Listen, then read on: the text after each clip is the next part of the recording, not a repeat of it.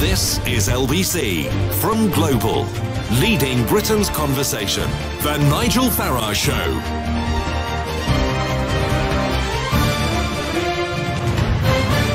Good morning, everybody. Bank holiday weekend. The weather is extraordinary. I went to the local supermarket to buy some charcoal yesterday. Virtually had to fight people to get to it. There was a run. So it's barbecue weather, and people generally seem very happy around the place. I particularly think the Conservative Party this weekend will be feeling not so much happy but relieved. But is the sun still shining for Jeremy Corbyn? This is the question, because one thing you cannot take away from Corbyn is towards the end of 2016, he looked in real trouble. Speculation as to whether he could survive as Labour leader. His standing in the polls nationally very low. Labour got down to 24% of the poll in one survey and then surged with the big, Jeremy Corbyn, and suddenly he was the cool dude, and they got as high as 42%. So one thing's for certain, Corbyn did bring big momentum to the Labour Party, but I just wonder, after the results that we've seen this Thursday, whether perhaps that bubble has burst. So what we saw on Thursday, for those that haven't looked at it, 150 council elections that took place across the country. Labour won 2,350 seats, up 77. The Conservatives 1,332, down 33. The Lib Dems 536, up 75. The Greens 139, up 8. And UKIP 13, down 123. So, tough times for UKIP. Marginally better for the Lib Dems, particularly in southwest London. A little bit of encouragement for the Greens, though not very much. But Labour, on the face of it, they're up. But what does this really mean? Has Corbyn's bubble burst? I'm going to ask Paul Richards, who is a former Labour advisor and columnist for the Progress magazine, what he makes of this. Good morning, Paul. Good morning to you. You know, the truth is that we were hearing, certainly the Mayor of London, Sadiq Khan, saying there was no part of the capital that Labour couldn't win, and speculation that maybe Wandsworth would fall to Labour, maybe Westminster would fall to Labour. It just didn't quite happen, did it? Well, not only that, but we lost in Barnet as well, so we went backwards in some parts of the capital. And the problem is, if you start going on about seizing the crown jewels of London and sending busloads of young activists to Westminster and Wandsworth, and then you fall short of actually taking those councils, even though you make gains, then you end up with egg all over your face, don't you? I mean, it was a real failure of strategy, but also of the messaging ahead of the election, raising expectations. The problem now, Nigel, is that the Corbynistas can't sort of look at themselves in the face and say, oh, well, that didn't work. They're now telling each other that this was the best result since 1971. Yes, I keep hearing this. Where does that statistic come from, then? Well, out of the fevered imagination of Corbynistas overnight, I think. I mean, it doesn't bear up to any of the metrics at all. If you look at councils gained, it doesn't work on that one. Only gaining 77 overall councillors. I mean, compared to 1995, for example, when Labour gained 1,800 councillors. We're 5 points down on the general election result when we got 40% down to 35% on the national vote share. So it's just a made-up number, and they all repeat this back to each other, and it becomes a truth. It's just sort of manufacturing of truth. One of the things that struck me is, I led UKIP, Paul, through some big growth years, sort of 2012, 2013, 2014, and I saw our poll numbers go from very small numbers to, 20% and up around that number. And I remember that a sort of never-ending series of stories about, a UKIP councillor here or there saying something stupid or doing something stupid, and the drip, drip, drip in the end, without doubt, began to put a lid on where UKIP was. And I'm just wondering, you mentioned Barnet. Barnet is a part of London with a reasonably sizable Jewish electorate. And I'm just beginning to wonder whether this constant debate about anti-Semitism is perhaps above all what has stopped that kind of shiny image that was there around Corbyn.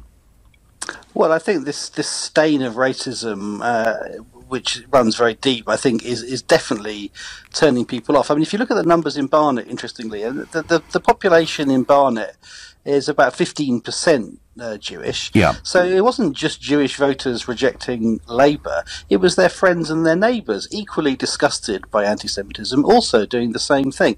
And, you know, that is a feeling that most of us sort of decent people in the Labour Party completely share. We abhor the anti-Semitism that's happened in the last 2 years, and it's people who've come into the Labour Party from other parties, other traditions, and have brought that with them. You know, it wasn't an issue under Ed Miliband or previous leaders. It's happened in the last 2 years, and it's it's cause and effect. And people look at that and they go, well, this is horrible. How can we be losing seats against such an unpopular government because people perceive us to be racist? This is the Labour Party. We're supposed to be held to a much higher standard than other parties, and yet this is what's happening on Thursday. And some internal criticism. I mean, Chuka Umunna making it pretty clear that with these results, you know, difficult to be confident about winning the next general election. And Alistair Campbell, I mean, really putting the boot in, to be honest. I mean, is Labour now, are we now back to the days of arguments about whether Corbyn's the right man to be leader? Well, some of us have always been having that argument, it must be said. I mean, Yes. the election result was a surprise in terms of, I'm talking about the general election last year, it was a surprise in terms of the increase in vote share, but, you know, we didn't do very well in terms of number of seats compared to the Conservatives, and they were 1 million votes ahead of us, and, yeah, we got 40%, but they got 43%, and that was an unpopular, supposedly unpopular government. So I'm very wary of predictions. I mean, it is difficult in this very febrile atmosphere to say, well, this election means the next election will be one way or the other, but the shine has definitely come off. Yes. I mean, we're losing members now, so, you know, the membership has peaked and is now going down. The election results on Thursday show there isn't really much of a correlation between the size of your party and your electoral performance. I mean, we're massively bigger than all the other parties, but it didn't translate into votes necessarily. And you know, don't forget, outside of London, we went backwards. We lost Derby Council. You know, so it's not a good picture. And my real issue is, you know, a party picking itself off the map after Thursday should have a deep, hard look and ask itself the questions, what went wrong? Instead, we're getting the repetition of it was the best results since 1971, we're all doing well, it's all fine. And that is just sticking your head in the sand. That's not a responsible act. And finally, and unfairly, I'm going to ask you, on the current trajectory, how do you assess Corbyn's chances of winning a majority at the next general election? Well, it's an absolutely enormous mountain to climb, and the way you climb that mountain is by reaching out to centrist votes and people switching from the Conservatives and other parties to your party by appearing moderate, mainstream and sensible. And those are not three words that you necessarily associate with the Corbynites, are they? Many would agree with you. Paul Richards, thank you very much indeed for joining us. Well, wow, wasn't that, you know, from a former Labour Party advisor and columnist from the Progress magazine and a Labour supporter, they were pretty frank words, weren't they? You know, he wants the Labour Party to be moderate, to reach out to people in the middle, and he fears that under Corbyn's leadership, and with some of the influences around him and some of the friends that Mr Corbyn appears to have, that is now looking difficult. Folks, I think Corbyn's bubble has burst. That is not to say that it's impossible for him, with the SNP and perhaps the Lib Dems, to form, you know, a government at the next general election. But I think whether Labour succeed or fails now, in my view, depends more on what Mrs May does with Brexit. You know, you saw the Conservatives doing better than expected because a lot of people who'd voted UKIP in 2014 voted Conservative. Back in 2014, those local elections, the same cycle we've just voted on, were held on the same day as the European elections. It marked the high point of UKIP taking votes from the Conservative Party. At a subsequent election, the 2015 general election, UKIP took more from Labour. That's why in the general election last year, people were surprised how many UKIP voters had gone back to Labour, but this time round they're surprised how many have gone back to the Tories. They were different stages of evolution of UKIP. But the one thing I'm certain of is that those people who came to UKIP in those European elections of 2014 and have gone back to the Conservatives, if Mrs May does not deliver a very, very clean Brexit, they will not be going out and voting for Mrs May again. So I'm not saying all is lost for Corbyn and Labour, but I am saying I think the shine has gone, and I just begin to think, and, you know, Barnett gives you perhaps a clue, I just begin to think that sometimes that drip on the stone, those constant allegations that racism is a problem within the party that hasn't been dealt with. And, you know, too many of those drips begins to make a hole in the stone, and I begin to feel perhaps that's what's happened. What does Danny in Epsom think? Good morning, Danny. Nigel, how are you doing? I'm doing well. I mean, overall, Danny, I have to say, I think probably today people are keener on the weather than they are on party politics. I sense not only has the energy, enthusiasm and buzz gone out of Labour, I think we're actually pretty disenchanted with both the parties at the moment. We are, Nigel. I mean, I'm part of the struggle, actually. I ran in the local elections a few, well, going back quite a few years now in Corbyn West. Yep.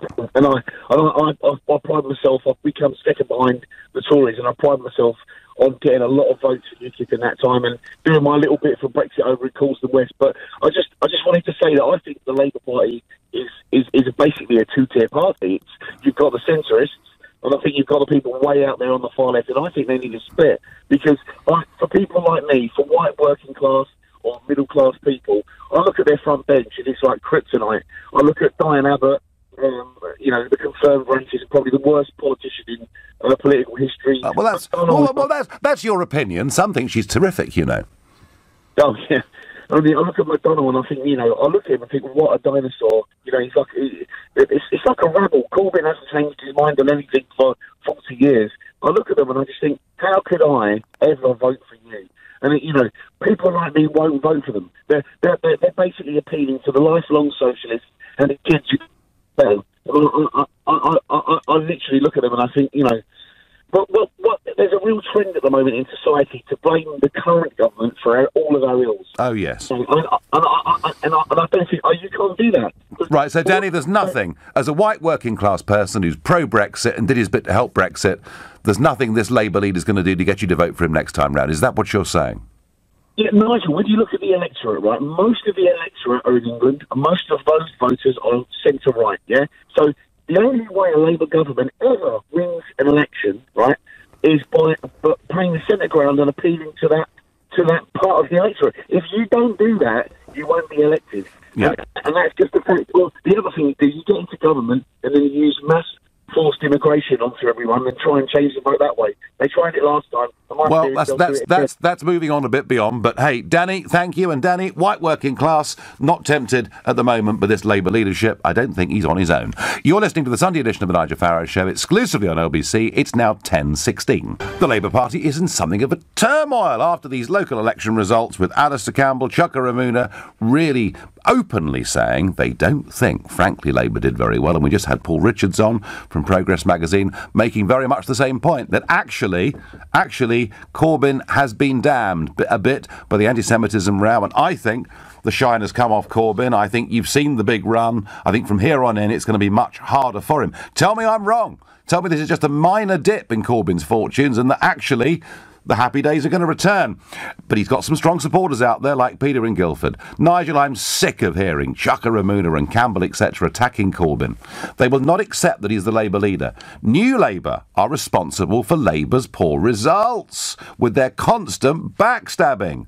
They've been attacking Corbyn from day one, and it's about time they shut up or join the Tories where they belong. So there you go. There is some pretty strong feelings in Labour between the Corbynistas like Peter and the New Labourites like Alistair Campbell. Nigel, are you for real? The media is still trying to put across that Labour is a failure. Lol. Numbers don't lie. Do not let them lie to you. Well, you're quite right. Numbers don't lie. And whilst Labour were up, they were not up that much against the government that is, frankly, somewhat lacking in lustre. There we are. I'm being nice about Theresa May. It must be Sunday morning. They should have done a lot better than they did. And, you know, the Mayor of London, frankly, looks a little bit silly by overplaying his hand and talking expectations up, perhaps to unreasonable levels. Colin from Aylesbury takes the other view. He says the whole Jeremy Corbyn claptrap has always been nothing more than a ridiculous farce. I've got more chance of riding a unicycle to the moon than Corbyn has of becoming PM. Colin, despite what I've said this morning, he still does have a chance of becoming the next PM because, look, you know, between the Liberal Democrats and between the SNP, who's to say there aren't going to be 40 to 50 seats there between those two parties? That is what could make all the difference. And really, the big picture is that we have, to a very large extent, gone back to two-party politics, across England certainly, and I think Wales has to be included in that too, and that the UKIP vote, which was at times a very big significant vote, has gone down to about 2%, and it does appear we are a little bit stalemated. Brendan is calling from Nottingham. Good morning, Brendan. Good morning, Nigel. So, if the shine's gone off Corbyn, is his best hope that the Tories make a mess of it? Absolutely. As a former UKIP member, the last time I voted Labour was for Tony Blair in 1997. Yeah. And I can tell you something now, and I didn't think I'd ever think it or say it. If May does not deliver a proper Brexit, I'm voting Corbyn, and I mean it.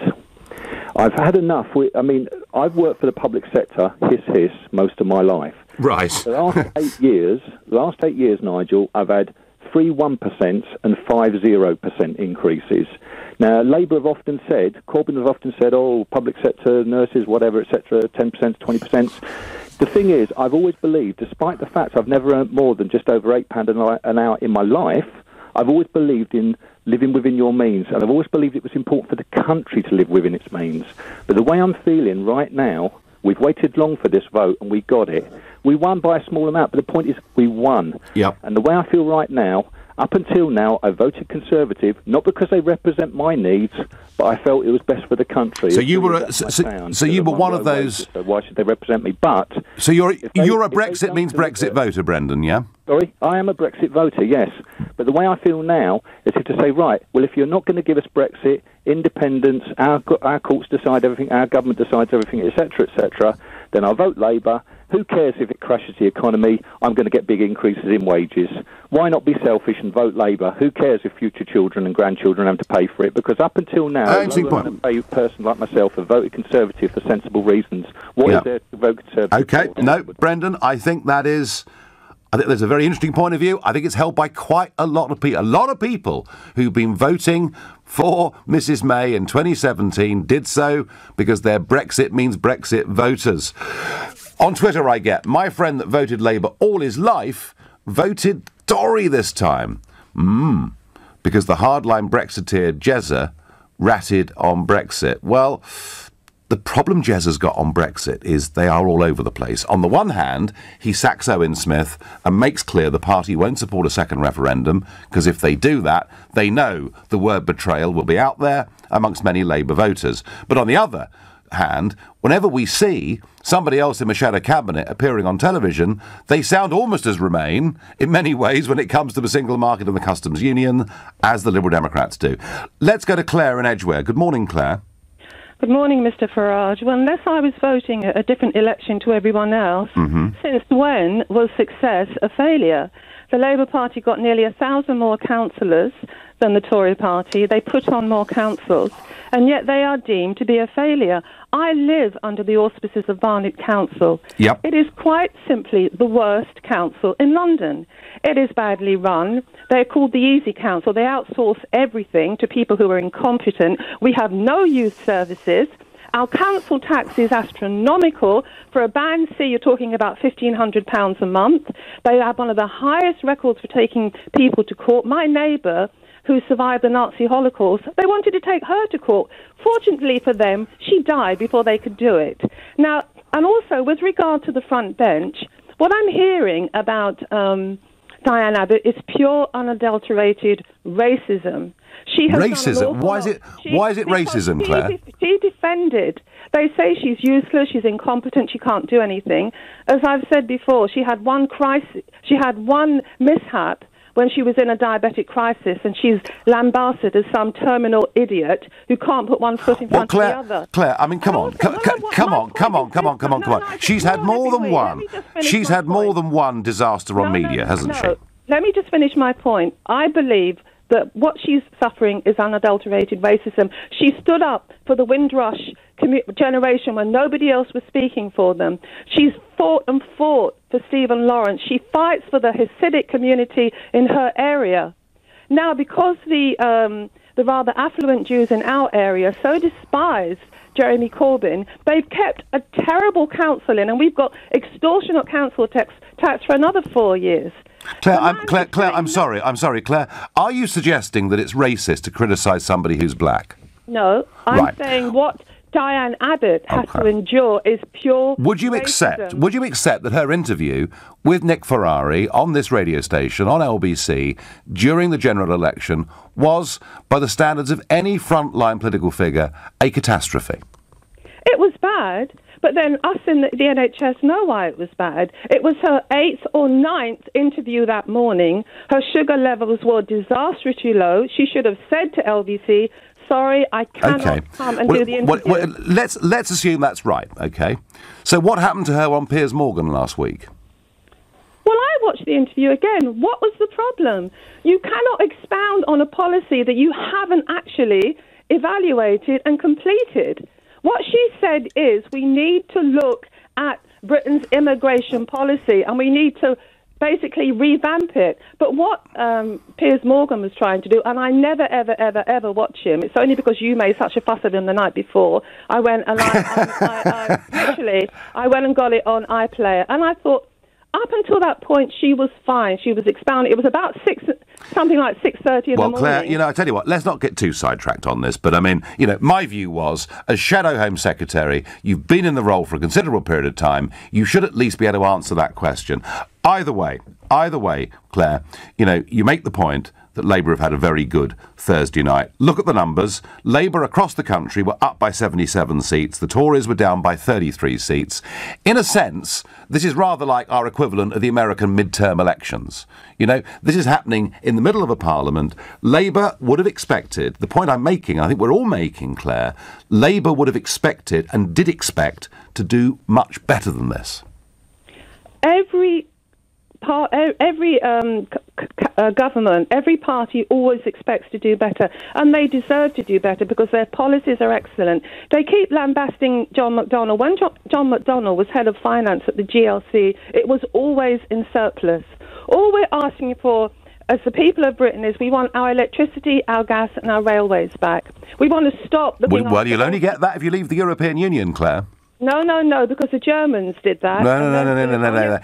Let's not fiddle around with this. If you stay part of the European single market, they can't do that. Finally, Claire, very quickly, do you think Corbyn is still set to be our next Prime Minister? Yeah, he's the only truly honourable, decent, genuine human being in Parliament. He has morals that are so high, he has values that are high, and he will root out the curse of anti-Semitism, the curse of Islamophobia, the curse of racism, and he will make Labour, not the new Labour farce that we had, and all the moaning new Labour like Chuck Amuna. Chuck Amuna comes from the same part of the world as my family do, and quite frankly, I wish he would go back. Claire, you have made the case for Jeremy Corbyn as clearly and as passionately as anybody in the country has made it. And I thank you for putting that point of view. There we are. Claire still believes he's on course. Many of the rest of us think the shine has actually rather gone off. You're listening to the Sunday edition of the Nigel Farage Show, exclusively on LBC. It's now 10:30 and time. Corbyn's Labour and New Labour are saying nasty things about each other this morning, because I tell you what, those results on Thursday were nothing like as good as people like Sadiq Khan had said they might be. Before I get back to that, and I'm asking you, has Corbyn's bubble burst? And I think it has, but I do not think that it's impossible he becomes the next Prime Minister, because so much depends on how Theresa May leads Brexit voters. But before that, a quick word on Donald Trump. He was speaking in Dallas, Texas to the National Rifle Association, and he was basically defending the right of citizens to carry weapons. He made the argument that the horrific terrorist attack that we saw in Paris would not have been as bad if armed citizens had been there. They could have dealt with the problem more quickly. And he also talked about London. He said, in London, which has unbelievably tough gun laws, a once very prestigious hospital right in the middle is like a war zone for horrible stabbing wounds. And, of course, he has received much criticism for it. Where did the whole thing come from? Well, actually, there was a piece that appeared from a trauma surgeon in a British newspaper 4 months ago, where he likened his hospital to an Afghan war zone. So that is where Trump got the quote from. But I guess anything Trump says or does about the United Kingdom between now and his visit on July the 13th is going to make news. And, of course, Boris is across on the other side of the pond. He's meeting National Security Advisor John Bolton. He's meeting Vice President Pence. And this is all about the Iran nuclear deal. Britain, the European Union, supporting a deal with Iran, whereby we ease sanctions, we basically give money to Iran, and in return they promise us they're not going to develop nuclear weapons. And Trump thinks that's a dumb deal. Trump, and particularly John Bolton, his new advisor, they see Iran as sponsors of state terrorism. And within the next 2 weeks, the deadline's the 12th of May, Trump says he's going to pull America's name from that deal. So Boris over there on a diplomatic mission, although not, to my knowledge, actually going to meet Trump himself. But as I say, all things Trump between now and the 13th of July will be big news. And what will be even bigger news, of course, is the meeting that is due to take place between Trump and Kim Jong-un. And they say they're going to meet at that demilitarized zone between North and South Korea. Be a pretty dramatic picture, won't it? Trump and Kim Jong-un walking there to meet. So whether you like it or not, folks, on this Sunday morning, Donald Trump is not going away from the news any time soon. But back to Corbyn, back to Labour, back to the constant drip of anti-Semitism and allegations of racism within the party that has not been dealt with. Those results certainly hurt Labour in Barnet. And I think more widely, there are people saying, I don't know, this Corbyn bloke, he seems pretty sincere, but look at the company he keeps. John is calling from Chigwell. Good morning, John. Good morning, Nigel. How are you doing on this fine morning? Well, I'm working, John, and you're listening. But I do intend this afternoon to. This afternoon, I'm going to do a little barbecue because I managed to get some charcoal just from a supermarket, Lovely. and Very nice. and I fully intend to have a barbecue. I may even allow myself a glass of something, and then probably in true British style, fall asleep in the sun and wake up tomorrow looking red. Well, I mean, you as a defender of the working classes, Nigel, I'm sure you should be having a pint of something. Well, I didn't say I wouldn't, did I? And I'm sure before I get to the barbecue, I'll stop at the pub. But that aside, John. Well, Nigel, a good thing I don't have to come and defend Diane Abbott because your last caller just done such a sterling job. But I will ask you this, yeah? If you want to talk about politicians who are doing such a bad job, yeah? Can you ask Boris Johnson next time you see him, where's the £50 million from the Garden Bridge? Right, Nigel. Look, I would like to say this. Right, John. Just before you start, maybe you're actually beginning to answer my question for me. If there's 50 million missing here, if there's a government that's not delivering on much of its manifesto, if there's a leader who was strong on Brexit now looks weak on Brexit, surely aren't these all the reasons, John, why Labour should have done better on Thursday?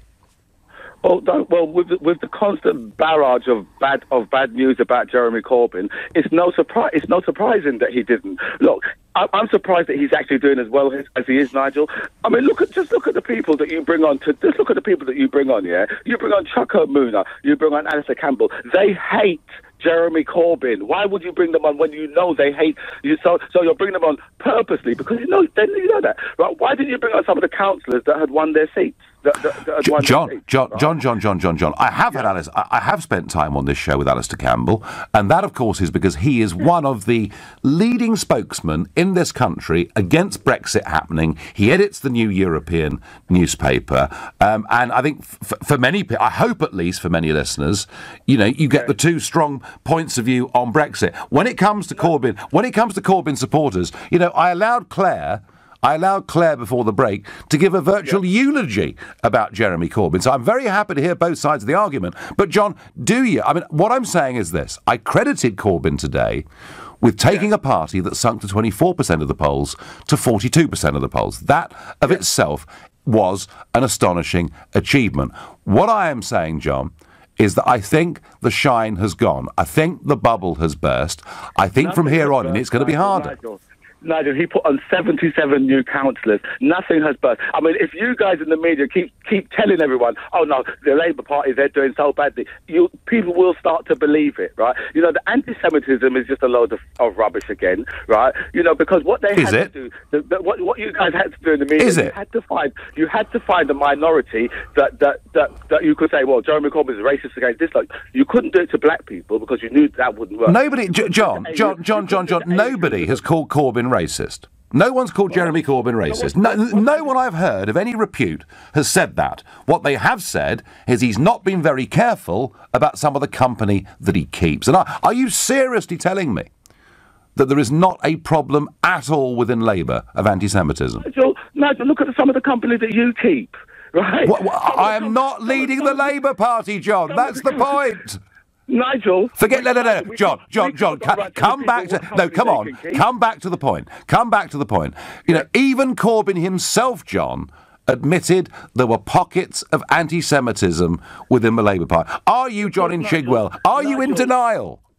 Nigel, there are pockets of anti-Semitism within society. That's what society is. No need to worry then, is there? Why is Jeremy Corbyn the only person that must police all the people that he supports on the internet? How is that his job? How is it his job to support to go after trolls? It's not his job. Well, it was my job as leader of UKIP to do that, I can assure you. And when you lead a modern political party, John, that's what you have to do.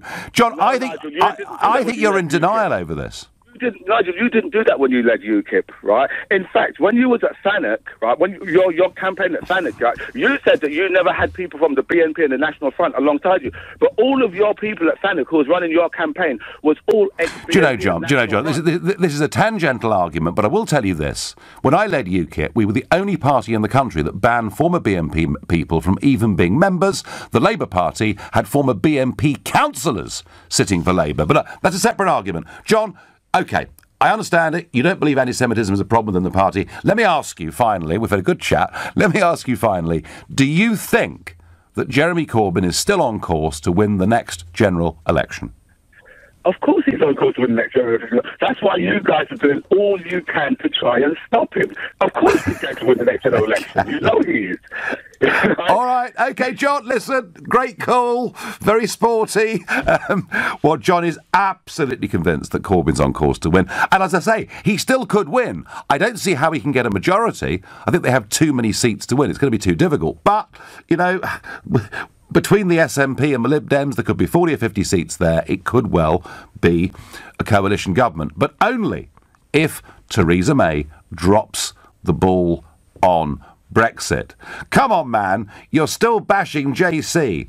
What about the appeaser in charge? Shouldn't she be under scrutiny 24/7? I get on Twitter. She is under scrutiny 24/7. Don't make any bones about that. And I think she's got a very, very difficult couple of weeks coming up. And let me just say to you on Twitter that the fact we are now 23 months since a referendum in which we very clearly voted to leave the customs union, and the Cabinet Committee, War Committee, was meeting this week to discuss what our policy is towards the customs union. Believe me, she is under scrutiny. Make no bones about it. And if actually, do you know what?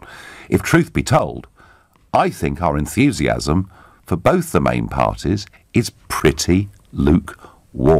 You're listening to the Sunday edition of the Nigel Farage Show, exclusively on LBC. It's now 10:45. I think Corbyn's bubble has burst. The big M that he had with him that saw that party under his leadership go from 24% to 42%, and it was remarkable. You know, the success, the popularity that he enjoyed, I think that's burst. I think it's going to be much, much tougher for Jeremy Corbyn here on in. But some of you still support him very strongly, and despite the sunshine, one or two of you are very angry. Stephen's really angry on Facebook. Just remind us how many UKIP councillors are left in the UK. Well, what's that got to do with it, Stephen?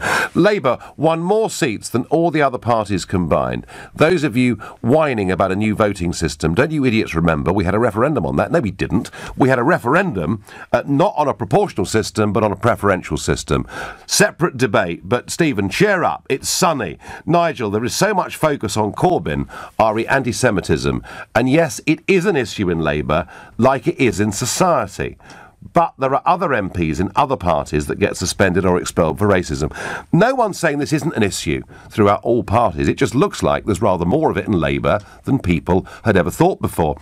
And I think the other thing is, people are rather critical of the way in which the problem has been handled. Often, it's how you handle a problem as party leader that is more important than the problem itself, and they appear to have been a little bit flat-footed on it. Paul's not convinced. He says Labour can still win the next general election. Do we really believe, I get on Twitter, that Jezza, with his front bench team, could seriously lead this country? Diane Car Crash Abbott, in charge of the Home Office, MI5, security, immigration. Let that sink in slowly. At the next general election, I will vote Labour. I'm wishing for Jeremy Corbyn to be Prime Minister, says Linda. Folks, I'm not saying it's all over for Labour in the sense that they're going to, collapse in the opinion polls. I'm saying the bubble has burst, the big momentum's gone. It is now, unless Mrs May makes a complete hash of this, and that is entirely possible, of course, but unless she does, I don't see how Corbyn gets a majority next time round. If he was on course for that, these results would have been a lot better. That is my view. What does Tony in Fareham think? Good morning, Tony. Good morning to you, Nigel. Yes, I think Corbyn and his party have been exposed, really. The anti-Semitism argument was the last straw that broke the camel's back, I believe, for a lot of people, including myself. My parents were both Labour voters, but I've never been a Labour voter. And I've often wondered about staying Conservative, but I think the choice between the two, there is no choice between the two. If you want to see this country's defences stripped, then please vote Labour. And as for the unholy alliance between the SNP and Labour, well, let's look at what's in Scotland. Our new frigates are being built in Scotland. They've just built our new aircraft carriers, completed our 2 new aircraft carriers in Scotland. Trident is based in Scotland, or that will go under a Labour government, and this country will be exposed. I mean, Tony, you come from a part of the world with a long Royal Naval tradition and quite a lot of army camps not too far away from where you are, and you clearly care. You clearly care about defence as an issue, which I do too, by the way. But there are a lot of people out there, Tony, that don't. A lot of people out there that think we should spend far less on the military, and a lot of people out there even questioning whether we need Trident. So you see, Tony, there is potentially a constituency for Corbyn with people who feel that way. Yeah, yes, absolutely, and I understand where they're coming from. But let's look at what happened a couple of months ago in Salisbury. Yep. And let's look at what the Russians have been doing by floating their submarines down the channel. They've got new submarines. They're rebuilding. There is a new Cold War in place now. And the sooner people realise it, the better. And we cannot. So the prospect of a pacifist Prime Minister ultimately puts people off voting for him. I don't think he'll ever get to power. Because I just think he's too dangerous. Okay. And you're going to vote for the Conservatives then, from the sound of it. But are there any circumstances, Tony, over Brexit in which you might not be able to go out and vote Conservative? That's a very good question. I think that Theresa May has had some terrible luck. Not only has she made some bad decisions, but she's also had very bad luck, and I'm hoping that her luck will change and she will come to her senses and start listening to people who voted for Brexit. The majority of the people in this country voted for Brexit, and that's what they want. And we know all about the customs union, we know all about the single market, and these people that say we didn't. But I tell you what's interesting, Tony. Whistling in the wind. I tell you what's really interesting, Tony, is now about 70% of the Tory vote is a Brexit vote, right? And if she doesn't deliver Brexit, a lot of those people next time round, some may switch to Labour, but an awful lot may simply stay at home. So the point I'm making, Tony, is she's vulnerable on this. Yeah, she is vulnerable to it, and it's interesting to see how well the Liberal Democrats have done, really, because I think Vince Cable is very credible, but he's got the same views on defence that much of Labour has. So my view is that I think the Liberal Democrats will pick up lots of votes. But the Conservatives need to deliver, and it's that's right, absolutely, Tony. They need, if she delivers, then she'll probably be okay. Although, do you know what, Tony? Either way, we're probably headed for a hung parliament anyway. Thank you very much indeed for your call. Let's go to John in Formby. Good morning, John. Yes, good morning. Good morning. John is a regular caller to this show. So tell me, John, has this bubble burst? Well, like Chairman Mao said on the French Revolution, it's too early to say. Right. Okay. Politics being a long game and all that. Yeah. Yeah. But I think Corbyn will go down in history as the worst Prime Minister we never had. Right. And I think it could still go his way. There mustn't be complacency. There's always the chance that the Tories will make a real mess of things, not just on Brexit, but everything else. And I think a lot of people, myself included, regard them as the lesser of two evils. And it's a bit like the Hilaire Belloc poem, better hang on to nurse for fear of something worse, yeah. Yeah. No, I'm sure that's true, John. I'm sure that's true. But you know, you were a Brexit supporter. You're voting Conservative. 70% now of that Conservative vote is a Brexit vote. She's got to deliver, John, hasn't she? I don't really know. I still think that Corbyn, Abbott, McDonnell, Thornbury, the rest of that gang are so awful that people may well stick with the Tories. What I would like to see is a bit of a UKIP comeback so that they could usurp the DUP and have considerable influence in government. Well, you know, the one thing that UKIP did do was in proportional representation elections to do phenomenally well. They even won, goodness me, in 2014. But cracking the first past the post system, John, for a political party that doesn't have a class-based vote is very difficult. Well, it's up to the electorate to do something about it.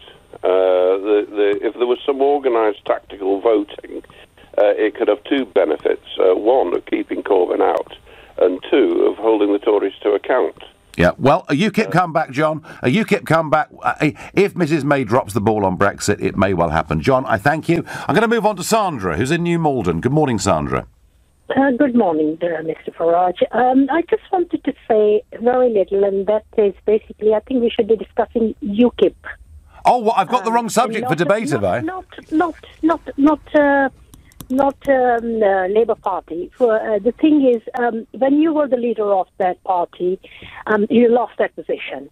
And now you, as a presenter... I did what? LBC, I'm sorry, Sandra. Sorry, Sandra. Come again. I did what? When you were the leader of that party, you lost your position. I lost it? What, I was sacked? Yes. You were sacked, absolutely. So, this is good fun. This is good fun. I'm enjoying this, Sandra. You are now you're the presenter of LBC and should be acting as a presenter and not targeting a Labour Party or Conservative or anyone else, just they discuss in general. But one does not mind that. Well, if I was sacked, Sandra, if I was sacked from UKIP, Sandra, how could I have an objective debate? I mean, I'd be full of bile and anger and bitterness on this lovely bank holiday Sunday morning, wouldn't I? No, Mr. Farage, you've got how can I say, bad luck in you. And what you try to do is put every other person you don't like down. And I think maybe it might sound a bit harsh, but I think you should look yourself in the mirror first, and then maybe we should start discussing you. Well, you know what, Sandra? I've had many things happen in my life, but the one thing I have not had is bad luck. I am one of the luckiest people that's ever been born. I survived a major road traffic accident where I was smashed to bits, cancer when I was very young. I got out of a plane crash, out of a light aircraft crash, and that's a very small club to be a member of. And I happened to find myself leading UKIP at a time when the Conservative Party had lost its way under David Cameron. And I helped the party to win the European elections back in 2014, the first time since 1906 that a party that wasn't Labour or Tory won a national election. So, Sandra, I may be many horrible, terrible things, but I don't bring bad luck. Now, moving on from that, this week saw a 10th defeat for the government in the House of Lords over Brexit legislation, as peers backed a move aimed at preventing a hard border from being imposed between Northern Ireland and the Republic. Repeated attempts by the Lords have led some to believe that they are really trying to prevent or delay Brexit. Do you think the time is right now to call for the abolition of the House of Lords? And if you think no, they've got to be there to scrutinise. Call 0345 6060 973. Maybe you think they've overstepped the mark. Time for us to move on to a Senate. Text to 84850. Let me know what you think using the hashtag Farage and LBC at LBC. And of course, you can watch us on Facebook and comment there too.